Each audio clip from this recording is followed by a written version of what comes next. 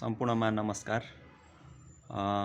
अमेरिकी राष्ट्रपति डोनाल्ड ट्रम्पको कर नीतिले विशेष गरी नेपाललाई चाहिँ दीर्घकालीन रूपमा चाहिँ फाइदा हुने देखिन्छ। किनभने अमेरिकी राष्ट्रपतिको कर नीतिले साउथ एसियाका विभिन्न देशहरूमा 30%, 35%, 40%सम्म कर लगाएको देखिन्छ र नेपालमा त्यति धेरै छैन। नेपालप्रति चाहिँ लचकता देखिएको छ।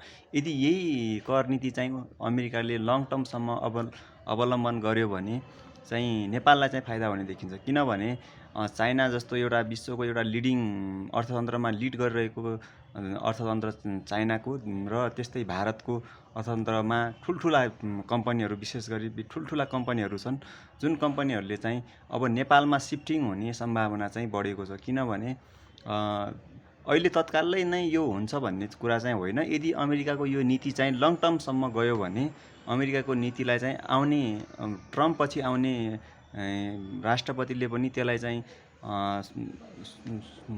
हुबहु अगाडि सार्यो भने चाहिँ यो अमेरिकाको कर नीति चाहिँ यो जो अहिले ट्यारिफ युद्ध भनेर पनि भनिरहेछन् धेरैले, विश्वमा चाहिँ यो ट्यारिफको कारणले चाहिँ युद्ध हुन सक्छ पनि भनिरहेछन्। र जुन किसिमले ट्रम्पले विश्वका विभिन्न देशहरूमा अतिरिक्त कर बढाएर इम्पोर्टमा कर, आफ्नो देशमा भइरहेको सामानमा इम्पोर्टमा कर बढाएको छ। यसले गर्दा चाहिँ लङ टर्ममा चाहिँ यदि यो कर नीति चाहिँ लामो समयसम्म चाहिँ चल्छ भने चाहिँ नेपाललाई चाहिँ यसले चाहिँ राम्रो फाइदा हुनेवाला छ। किनभने चाइना र भारत, चीन र भारत जो चाहिँ विश्वको टप 5 मा पर्ने अर्थतन्त्र हुन्, जसको चाहिँ एकदमै विश्वमा चाहिँ धेरै नै उनीहरूको सप्लाई छ र डिमान्ड पनि त्यही किसिमले छ। र उनीहरूले चाहिँ अमेरिकामा पठाउने सामानहरू चाहिँ कम्पनीहरूलाई चाहिँ नेपालमा सिफ्टिङ गरेर नेपालको प्रोडक्ट भनेर चाहिँ नेपालबाट चाहिँ अमेरिकामा चाहिँ एक्सपोर्ट गर्ने सम्भावना चाहिँ म्याक्सिमम छ है। तर यो भन्दै गर्दाखेरि तुरुन्तै हुने भन्ने कुरा चाहिँ होइन।